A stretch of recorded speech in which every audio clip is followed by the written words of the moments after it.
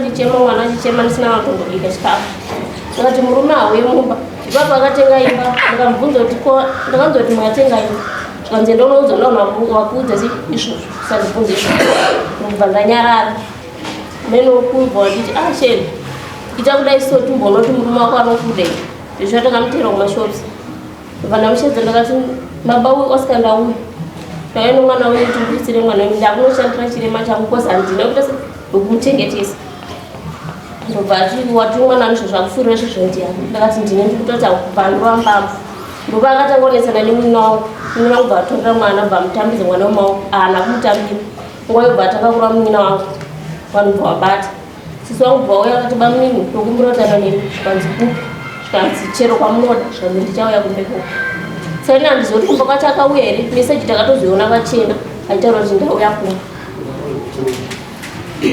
handizive ndongoti haana kuuya makuseni batamuningire munhu angauya bva ndati ngenimborongedza kana achindida anouya tomba pabereki wangu kana kuti achanditika sho ndakaenda nanasisi wangu kushamba haana kubvira akatira aitoti inanhu yekoko kozibamba anombomudzinga wakatakura nehama dzako ndakamuzoti saka iwaida kuti ndigere kusvika kuu iwo chiti mwana wangu handiuri ndaikuchengetesa apa ndobva ndagara ndakazouya baba wangu andishedza pakati uyetisaure nyaya kandauza ndakasvikira imba yandaigara tongoti ishopu chandaigara pakati pemashops ndobva ndati ndikudawo makii ndadodzokera kumba zvanzi kumba kwakwana nekumba iri kwakambokubvirei ndakati ndakakubva nekuti ndakatanesana ndakatombomukumbira ruregereri bati haana kundinzwisisa akangoramba akaoma kudaro izvo zvimba chandaigara akaisa zvinhu zvokumaizvo ndandirumba kwedu mwana akabvarwa rakarorwa nezvishiri kubva uri usiku mapasti 4 inini ndakatanga kumanikwa kwamamwe wake mamwe wangu vakazoteka vasina kana bhutsu vasina kana juice mwana akuduku ndobva tasvika bebe mamwe wacho bva wamitira munamata azvinombochina ndobva taenda wamaenda kwako tabata nyaya yese makazodzokera kumba ndakaiswa zvinhu zvokumaira ndizvozvo mauya kuti akudei pachena ndizvozvo inini ndikuona pane nyaya pamwana adzimai kuti vakati handidi kamwana kako kakaremara kakusemesa ndizvo izvozvo hazvisiri nyaya yakanetsa uyu akauya kumashopu ane munina wake Obola ndio nukusira mwana ndalendo basa kuzoje kwansogera na mwana wangu. Kandi zokutora zvinoite here. Ndokanda katazogera na maini wangu ndo andaka rongo dzikuzongo kutandira mwana kuchiri kumashosha. No baro. Dadaro sisi wake vobwa uya. Kubaba mnidotora nini? Batamdora nini kuno kubaba ndo yakumba. Andora itika kumirira. Chwa ndakaenda kumba. Ndikasvika kusina munhu. Nakwanisa kuenda kumba. Wakabvenda kumba kwababa.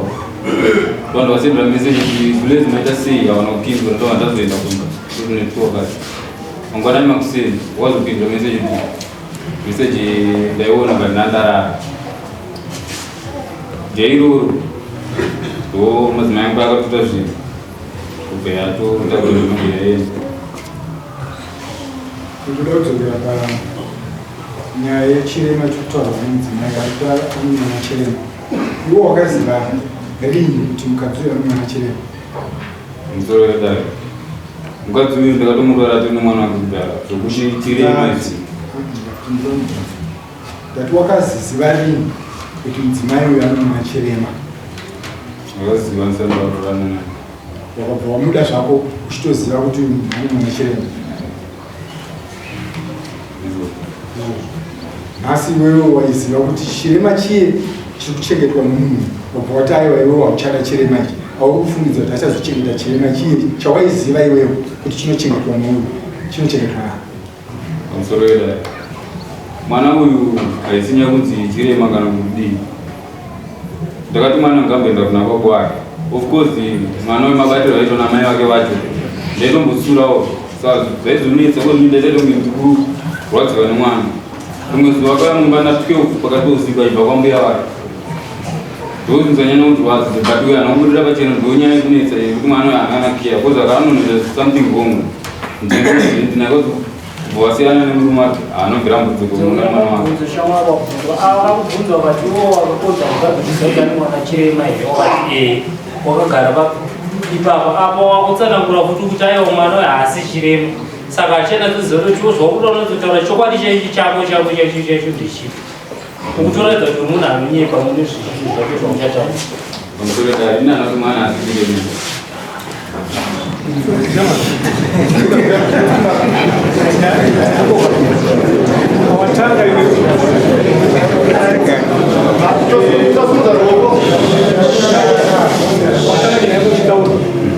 maitira kwese aukudesiwa kunyatsoona kuti tiri vakunyepesa ende munhu yavakuhamba yatotiradza kutara kuti iwewe nemwana yeyo hausi kutoda nokuti ukutaura kuti anozondiitira zvakati but papawanepa wakatora wakadi kubvunza musonye kuti iwe mwana webaba wakari kupi 1 na 1 wagara naye zvinezvi wabhoyekana nomukadzi wemanje wakutanga kuunza maskini yokuti mwana wako aizvazvira shamwari kana usade mukadzi munomavhurambidzwe usade kuhwanda nomumwe nevanhu kana ndisade chinhu chakachina handiti wekanopinda chinhu ka ini ndikarabva nomukadzi ndichimuka ndienda kwamavo kunyepa ndinotovagarira kana iwe zvainzave kuvarara yaitogudza tougave seifambarukupi yezvozvi haungamboita zvawakoti haapa vadzoka sezvachebvachichokwadi saka bvunza kutanga kuti ukabhoteera here patenderatera patezvakaita sometimes haunamboziva iwo zvomukadzi ungohwata zvako hauchada chokwadi asi kuti uda kuti ndiata kuti aiwa ini ndanetsa handichada ubvaona iwo wakateya kudhara Praza ataura kuti ane mumwe mukadzi ka uchiminzi pa 3 months ataura newe chokwadi nokuti tikuzviona kuti wakuraramira kune mumwe mukadzi hozi zvataurwa na tenda dai wangu kuti wewe pauti wakaenda wakawanani hozi kumba kwaunoenda kwakarora kune vanhu kuna vatete kuna mbuya vanoshedzwa pamaringe nenyaya iyi yekufamba kwawaita. Pamusoro wedare ndinonga ndakaenda kwangu na sisi wake but ndaisingazivi kwanogara uyu ndaitombowo madirection pandakasvike koko akasvika chienda kuda akakisi chawa ukataura ziva wakagara ungataura kuti ndikanyenga mukadzi wangu handizivi kwatisa saka una kurora wakauka musambe iwe kana wakarora murasi yakwatezve Mwana makuru mangai muri mesa. Tuwezi. Ukamwona kukuta. Mboberi kwa. Kwa sababu ndo Mungu. Kuna maana ya makanisa naona kwake. Mkazi uchingani. Tushipiri. Mkazi uchipiri. Ukutaka alipo. Uyu muda. Uroti kazisi baba. Uroti kazisi. For the record mkazi anamuda. Saka mai mabudu wapachina gani? Pachina huko budani kuti. Inyaya nda. Dunia kwende umwana. Sa tukamukazisa kuti itakukazingazi umwana wakiko. Mbona kazi wale pale mwana anjendo ndiye mwana ile. Aisema saka mkazi kuja mwana wake. Mchingeta toka.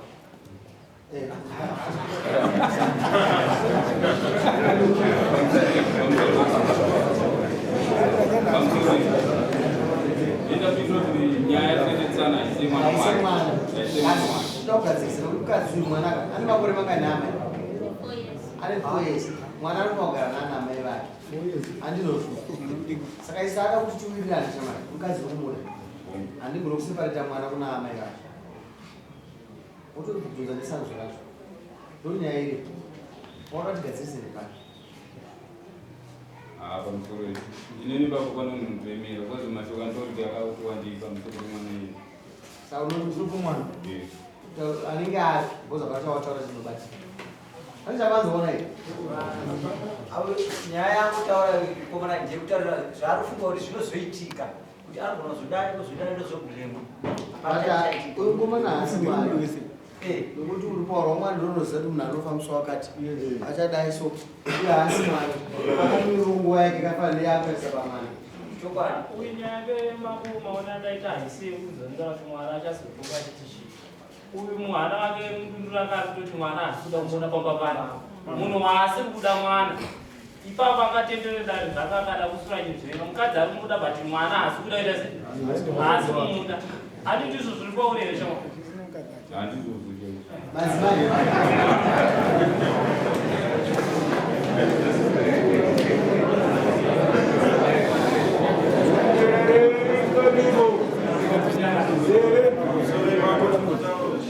maonerani kuita munhu yakada mukadzi aiziva kuti ane mwana saka apa kana kuti achada mwana kuda kuti iye haasi kuda mukadzi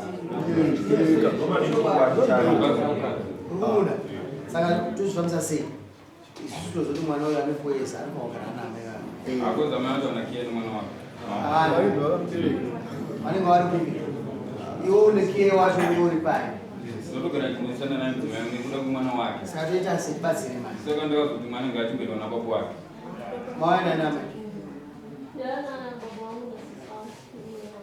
amai mainzwa nyaya yedu dariro ingaifambise sei nyaya iyi kutaura kwechokwadi nyaya yemwana zveshuwa ikunetsa kana iye akati mwana aende kuna baba wake uyu akatotizwawo nemurume atizwa nemurume abva atodzoka kumba kwamama adzoka kumba kwamama vatanga kuchengeta mwana vakadanana 2 years vachitenderedzana musango kugara vese vagarana vese 2 years nekuti vanga vapanana mimba zvanga zvitori zvepuresha zvokutoti timupe mukadzi nokuti angamupa mimba achitomushaisa pekugara achitomuchengetera futi kumba kwangu achindipindura futi rafa amushaisa pekugara ndopakazoitwa ndikatorugara pachishopu chaanogara chinochaazisa maturusi ndochaigara saka mwana kana achiti hanakiyana nekuti pavanogara ndingangoti kubva pamba pababa vangu nepakanoiswa munin'ina wangu panogona kuita zve 5-6 meters padhuze uyu paari kureva kuti mwana ndomuka achienda natikovuka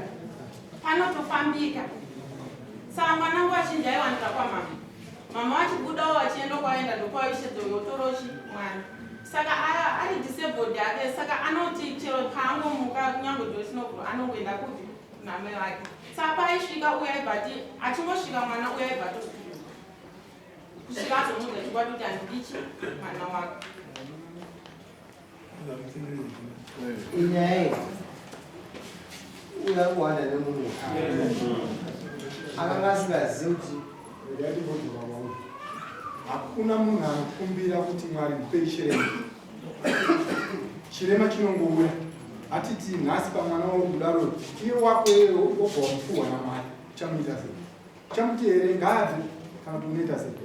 Unomuchengeta waita rongora vana baba vasina kunochengeta vana vavo vanochengeta vana mai vacho vari kusara kuchengeta mwana akatizwa baba iwe unochengetedza chisinzebhora izvozvo iwe watozvigunawo kune vamwe vasingazviguna vanobva vachiza sematizirwa vaiva mwana wavo ane vana vairi wako newakatizwawo nawo iwe hausuda mwana waipamba pako iwe iminzi mukadzi akwasodzoka zviri pachena kaimizi mukadzi uyo haadiwe pai amba nokuti ane chirema chaanacho saka tikubvunza mubvunzo wavo pauri kwakana kwari toita sei isi nyaya inonetsa mambo kai unopedzwa nemuridzi wayo nokuti ndiwe nemuridzi wemukadzi toita sei wakwirwa dare enyaya yakachikunetsa warikwira dare manje wakwirwa dare toita sei ndikuti mukadzi wako tora mukadzi wako nemwana wake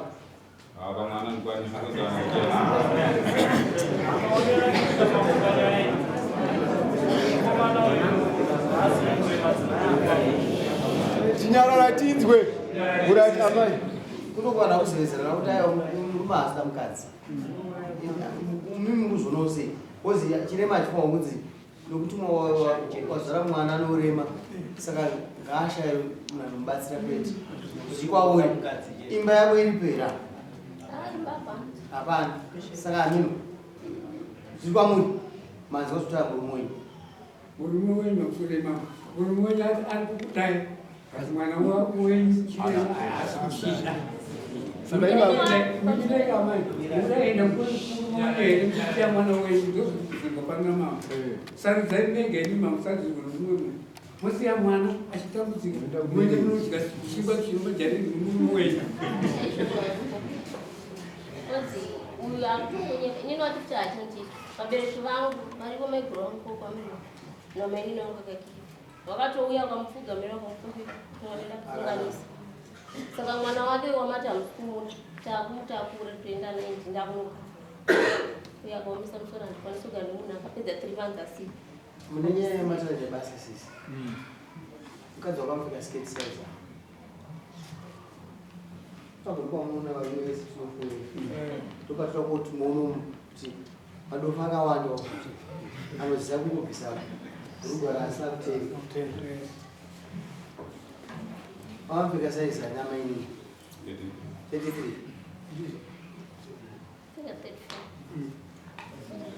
makapedza kurarama sei pachimeti yavo ndiyei nokuti mwana ndiye akarema aiwa unoda mukadzi wausikateereri ndakateera pacho sho ndakateera munhu wangu kana kutoregerero nyange achiri kuna amai vake ndodingatembozvengeti pasango sezvamaimboita ambotakamutira vamumba madzimai vake vakuru varimwe avambo vachangozviona hatinotenda nyaya yetekinoloji vachangokuona chikudirwa yakachena ino isapedza chamati pedu tapedza tikuona ngapa apana kudaro nyaya yemwana iri kuhwandwa naye ikaunisisi wosiya mwana wako achitambudzikei oinonofadzwa nako nababa vachikutiziwo 7 days kana 1 month vachidzoka vachingokudza kuti ndinokuda saka taura itizo shere rinoko waka nemukadzi handikwanisa kudzokera masingadi mwana wangu anozondichengetera mwana wachimudai upanzina achanga nechitaura ezvamukudai nini saka murume musi kumudai handisi kumanii murume ndomuda but rudo charo hapana saka basina chamunoti muda kana rudo basina pane kuda here unengotida but aiwa mai kana ndamunhu yasingakuda hapana kudo chokutoabachirira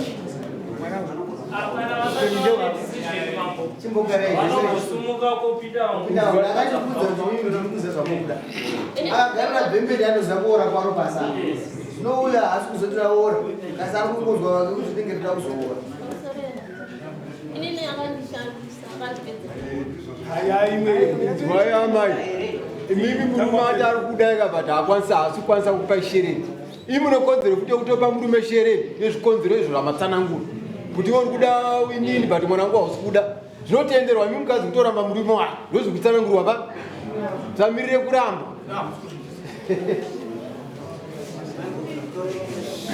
Unoona dambudziko remadzimai vagara kunogara kwavo hatogara kweye makore atorarama tiri pasi akawandisa atorarama tiri chifema vana vazizezvo sikati taime tinayo shoma iyo tofa kuutilize tichisa zvakangwara apa mukushandisa zvisina kungwara pasisi mwana wenyu mufa wakumuda musema mukudza kuti muona kuti mwana wangu akura uye haana basa neinofu vari zvino hati akudonora nemukadzi saka ari kuzvini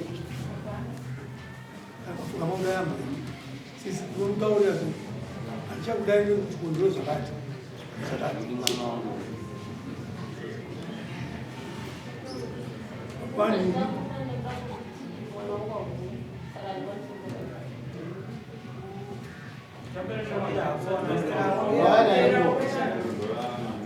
namomzi ndavauya vame yavo wakabata shere mama uyai garai nimba akapapasipa aya haisi nyaya yemari inyaya yekuti muroora wenyu unofutai munomuda ndoda kuti mugadzise mwana wangu mari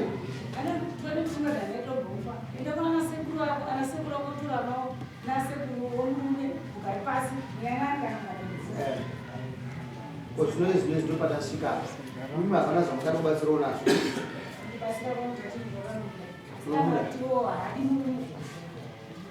anoda hari murume anomuda asi kwakondishe dzakakwa nemurume wako haakwanisi kuatora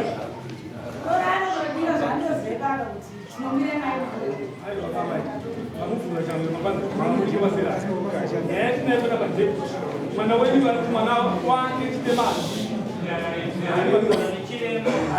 chirema samunhu wemini naorit okay kana matidaaa chirema chichekwa sei kana muri mimi chirema muita sei ida kura chirema muchengeta here tokupaipo panokuchengetao wake seinamanje ndino mwana wangu nevarohwa nekobao ndinomumwana chandinopiwa nomurume mwana wangu anozvichua wozodana maiti kangwara ndikunotopiwa chikafu murume asingazivi nditondirisa chimwe mwana wangu azvichi saka ndozvatabvunga toitwa sei kuti mwana achizvinachireve chanachitoona muchirema achidi asingana tichitaura parinhasi ini ndinamai womwana ini ndinomira kuti panodya weiye mchezi iye anodya pamusoro yamai anodyira kudiko mama vacho asi kudiva pamba pacho asida kutoonekwa saka anozochidyira kuti chikafu chaonaisikasaidi ana vaidya ngwara unochengera mwana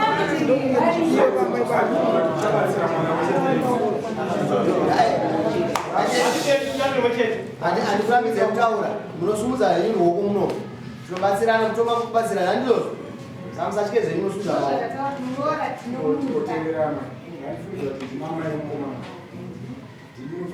ndinofana kutukirwa nemwana yeye kudarika vamwe vanhu vese uchimutaurira kuti shamwari chirema iye wacho mugadzirira anogona kuzvara futi chimwe chirema futi ozochiita sei nochengeta kachengete ndozvandareva kuti muroora dzinomuda nomwana wake panozva wake wakabereka shimira isaamani uchitaurira mwana wenyu kuti chirema hachirambwe nokuti mukadzi wakatochiramba watochikumbira obviously muroora akandikukure ndoziva kuti patinotenga mbasha ini ndinoenda mbasha patinone mbasha uyu anotora tupe yazipasha but nimuroora matotupe utora tupe uyu torai mbasha 4 uyu anobhadhara mbasha 4 otomakuyaeka 4 otoraudzi mukadzi panobhadhara uyu mwana manozo mama uyu atora muzimai atozirandinobhadhara zvemwana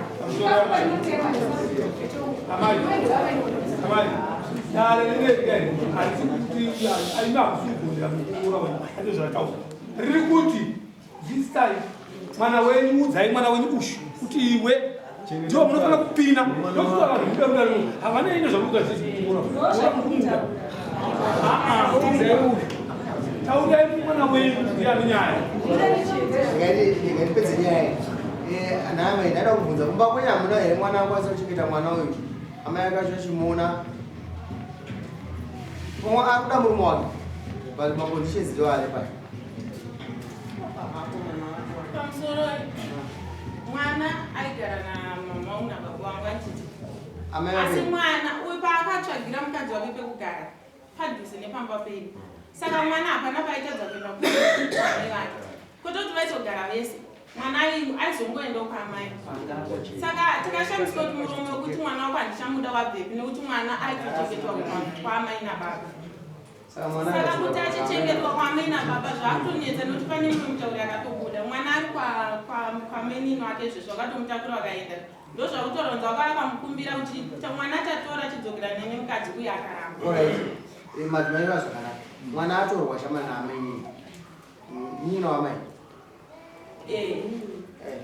Atora mwana uya. Dzimai wako chikumuda. Zorera shereni. Zorera shereni. Iwe. Wakajaizwa kuti zorera shereni zvakanaka. Ngokoro kuti kutotambizwa lavo. Shaisara tuyatoziya.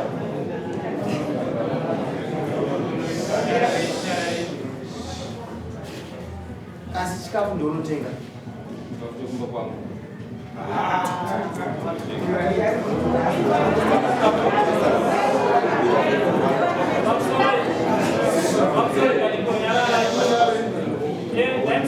ndakubvunza kune vozi chakatedzera uyo mukomana achinakwatosvika amai makabata shere imimi decision yangabona izvokubva paana penyu kufunga kuti chii kufunga kuti murume muri kumuda here kana kuti hamuchamuda because yatokuredzere karita yake kuti indachimuda mimifunga vedaro mese kuzvinoti yacho mwazviona kuti achakuaisaka mafungeiisabvunza mwana wenyu mwana akaenda kugadzira akaenda kumba kwavo unotenga chikafu yacho chokumba kwangu saka ndidzidzise mwana wenyu kuti chengawo semanhanga pana samotsi andosvona ene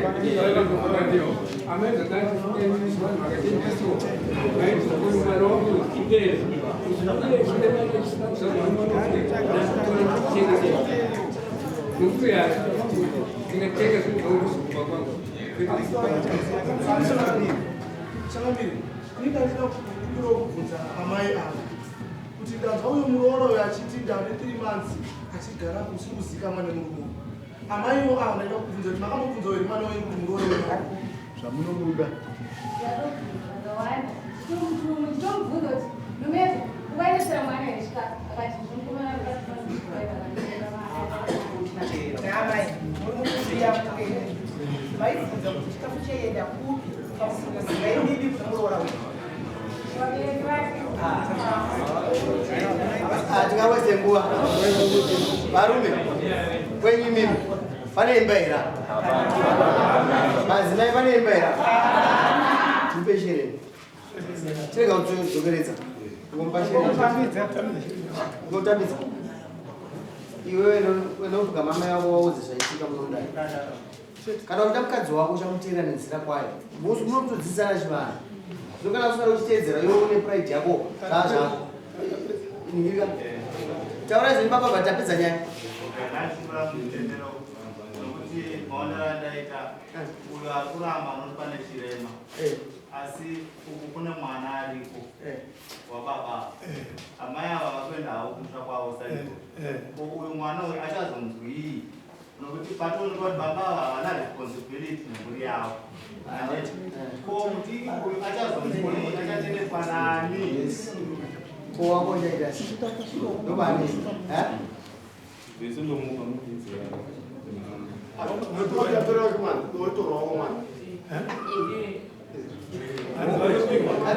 Kana kuchiziva kuda mukadzi wako unokodzokera unonyengetedza dzoka munondai tikazogadzisa pakadai. Kumba kwedu kune chirema saka ndotobatikanawo futi. But tinorarama nacho zokurarama nacho zvakasimba tinowirirana. Saka ndotoshamisika uya kutora izvo zvokuti kutonga ndekwamwari wanogona kuzorarama mvura iningi. Saka uya kuramba ari intelligent zvisingaiti. uyu nditoshamisa zvaita ndamusara chamasa